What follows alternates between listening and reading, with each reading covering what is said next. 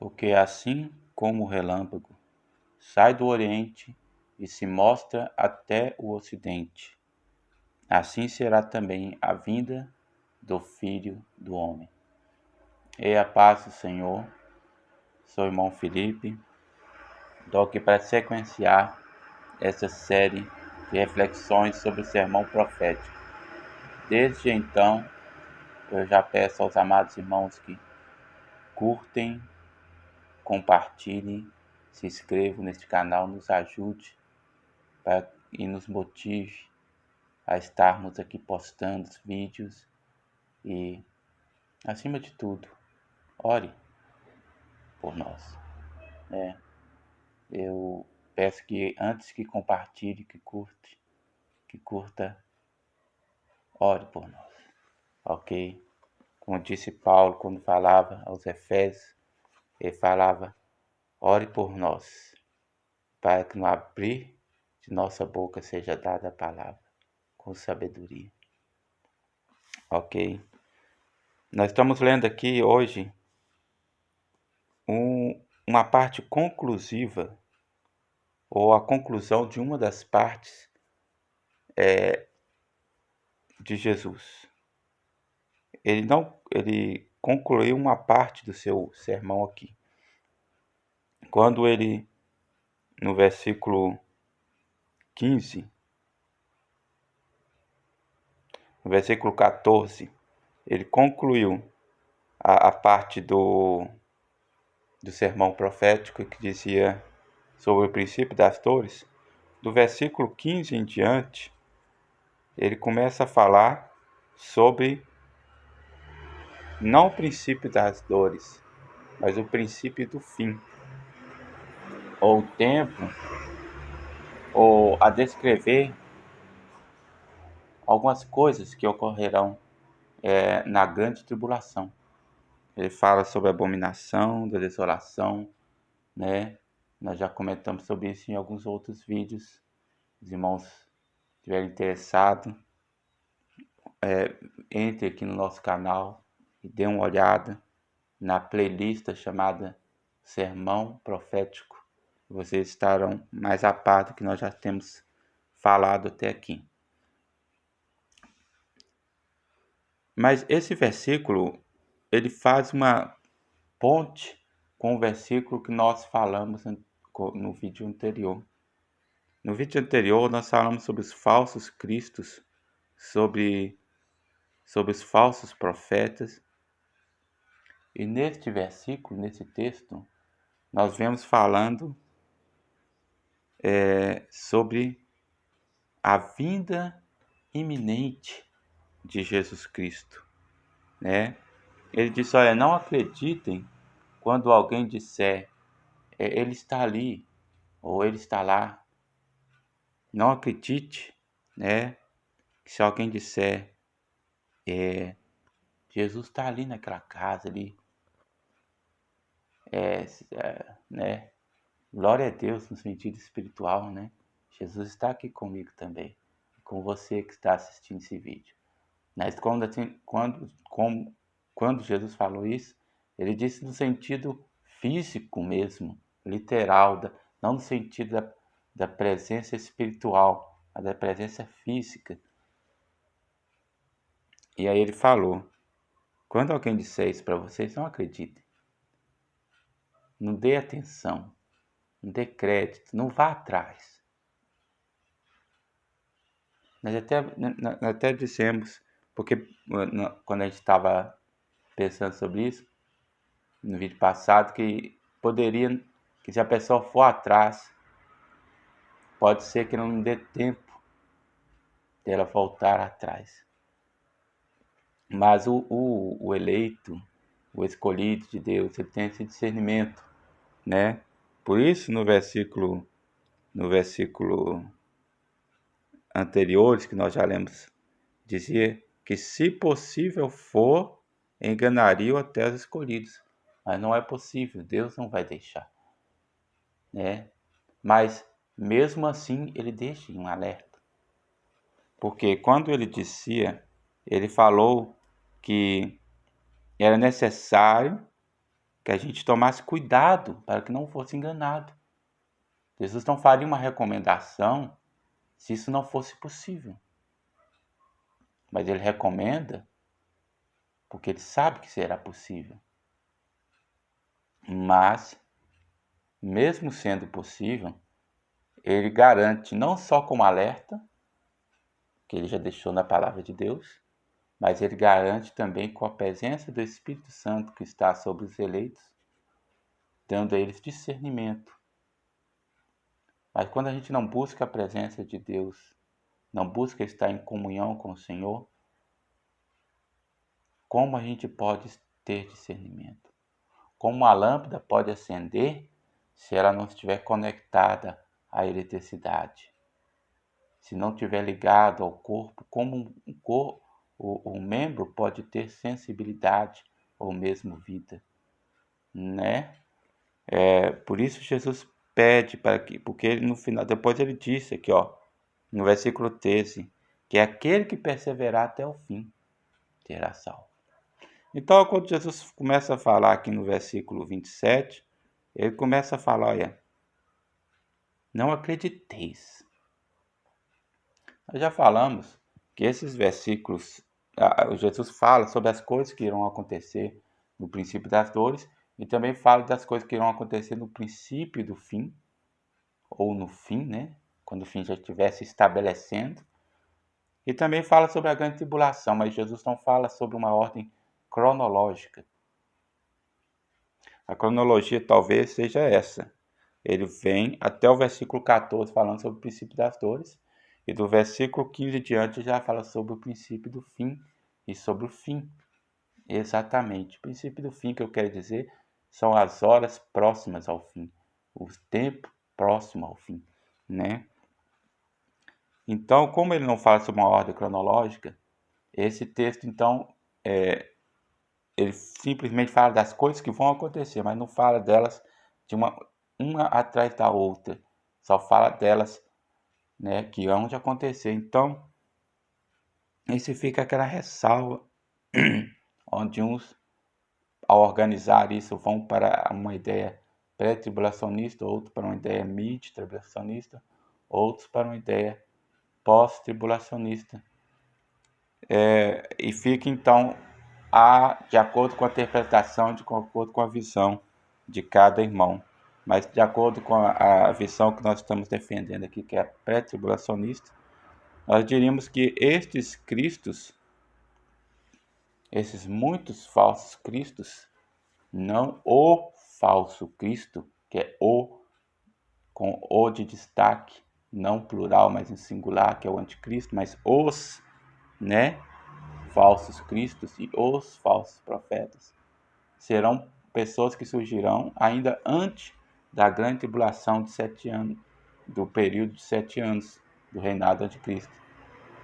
Porque como nós dissemos no vídeo passado, estou sempre dando referência ao vídeo passado para que você possa ir lá, dar uma assistida, nos ajudar. Como nós dissemos no vídeo passado, quem viu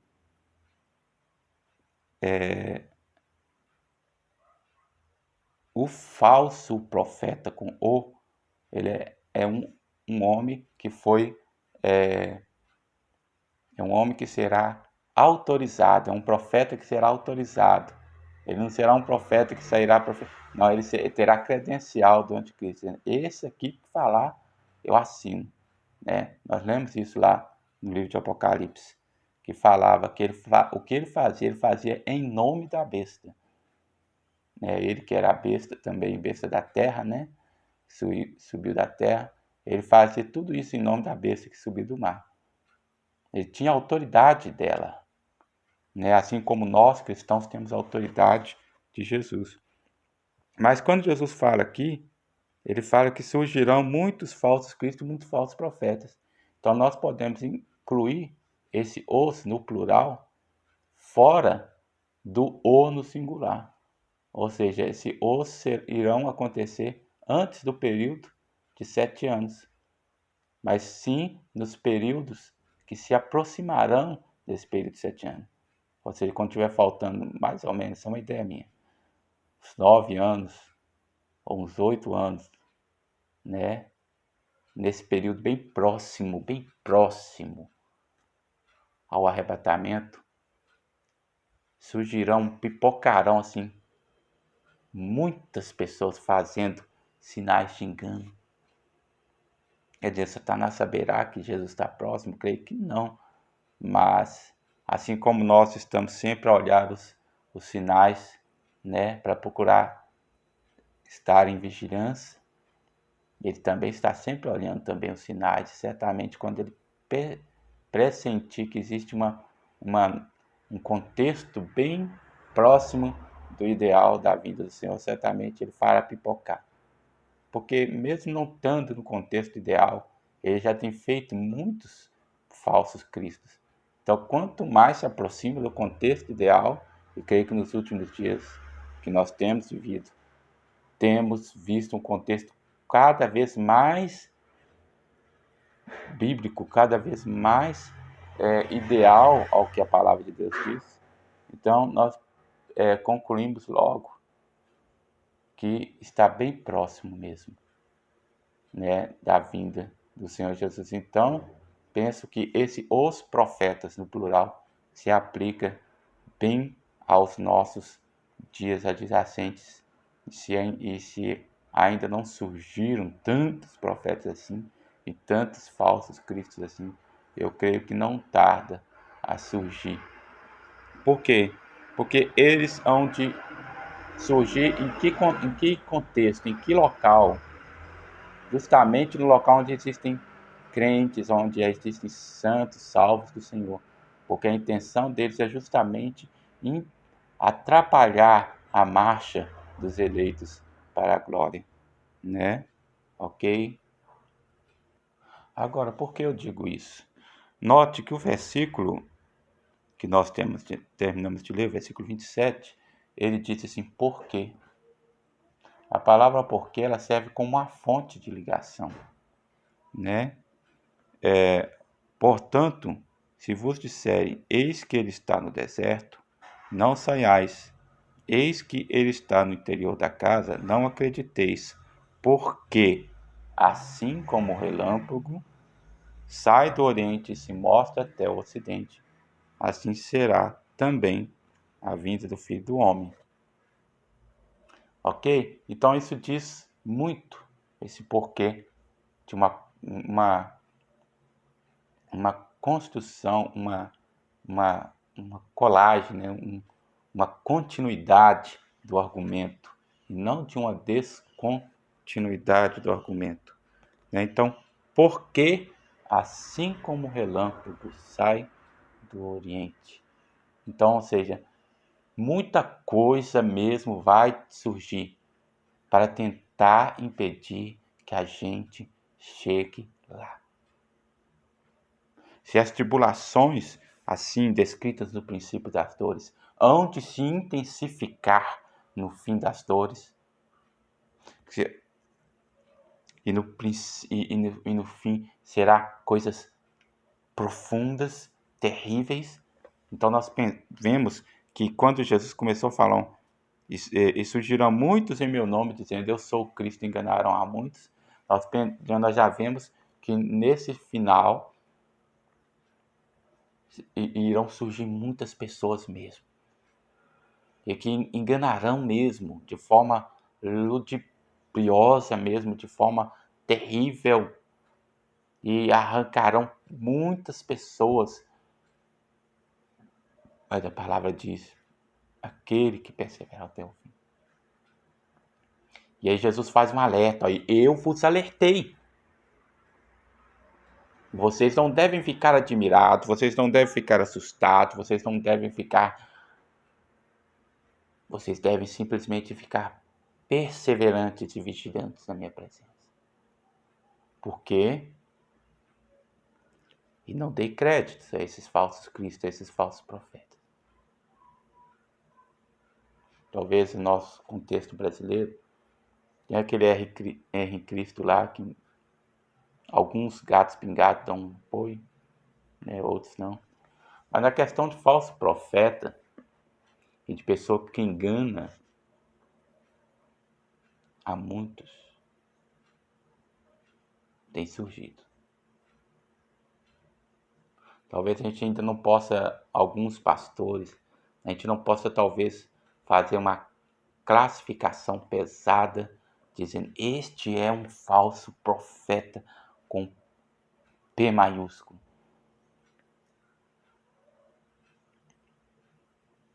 Porque dentro de seus movimentos ainda fala sobre Jesus, dentro de seus movimentos ainda conduz as pessoas pelo caminho da salvação. Das que são pessoas muito orgulhosas, são pessoas que se encaixam, talvez não se encaixam no perfil dos falsos profetas que desviarão as pessoas totalmente do caminho do Senhor, mas eles já são bem próximos disso, né? Já são bem próximos disso. E podemos dizer que alguns têm sim introduzido ideias de perdição, com a teologia da prosperidade, tem sido uma ideia de perdição para muitos. E tem enganado a muitos. Que o Senhor nos dê sabedoria e discernimento. Precisamos de muito discernimento nos dias que estamos vivendo. Precisamos de muito discernimento. Olha, a gente vê, assim, homens que... Eu falei que alguns a gente tem receio de falar, né? Que este é o falso profeta, um dos falsos profetas. Mas embora eles tenham feito o caminho de tais homens, mas quando eu estou falando dos seus movimentos, das suas igrejas que eles têm fundado, tem muito irmão sincero, muito irmão humilde ali, muito irmão verdadeiro que está seguindo Jesus. Então a gente fica com receio. Mas que muitos desses homens têm trilhado um caminho de perdição, sim. Eu não ousaria falar de todo o movimento deles, mas talvez deles eu ousaria falar. Que serão daqueles homens que vão chegar perante o Senhor e vão falar, mas nós pregamos em teu nome. E Jesus falará, não.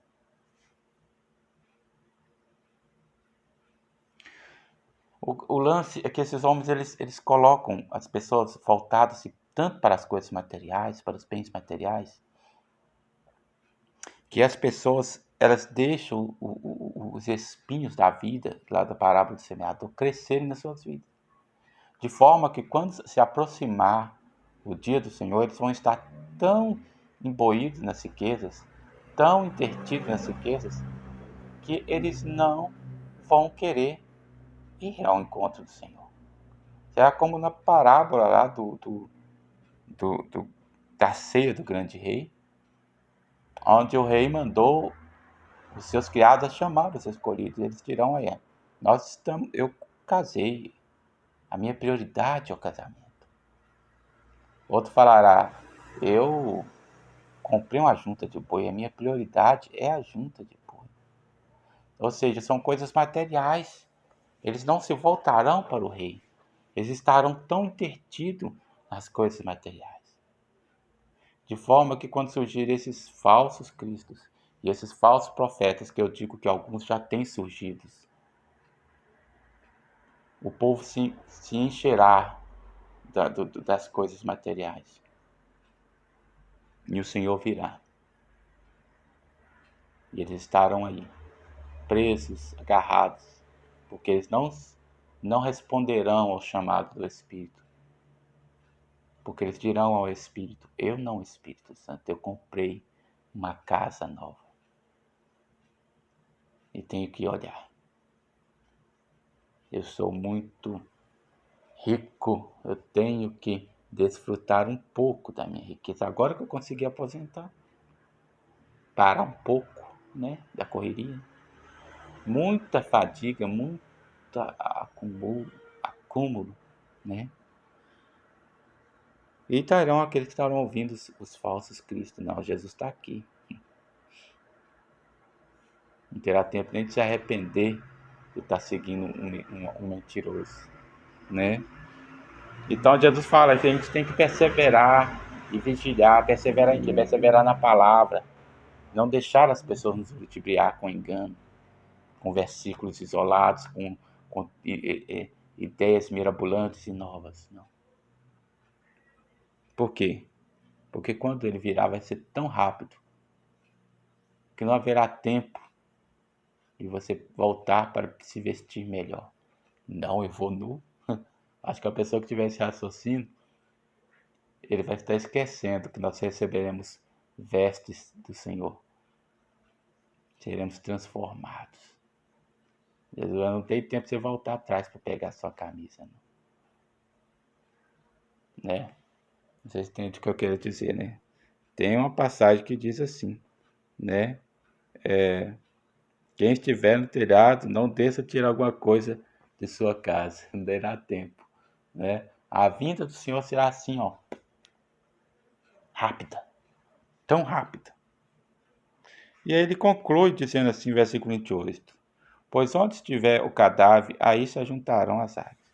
Já vi alguns irmãos dizer que esse cadáver aqui se refere ao anticristo. Mas a questão aqui não é porque é corpo morto, mas é porque a águia ou os abutres, dependendo da tradução,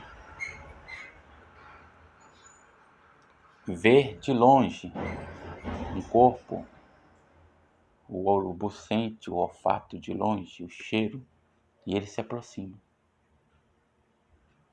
Quem estiver ligado em Cristo Jesus, ele há de se aproximar de Cristo. Será como um imã, algo que naturalmente atrairá ele até Jesus. Assim como naturalmente o cadáver atrai o urubu, a águia. Então, né? Mas se os comentaristas dizem que isso na verdade se refere ao anticristo, nós podemos dizer que assim como o corpo fresco, que é Jesus, atrairão as águias até ele, a glória, de igual modo aqueles que não servem ao Senhor serão atraídos ao cadáver, que é o anticristo.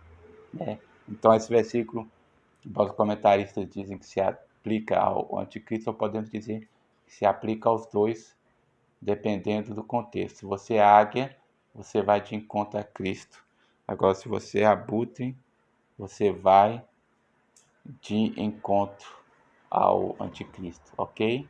Vamos ficar aqui e depois nós continuamos a nossa reflexão. Fique com Deus e a paz do Senhor.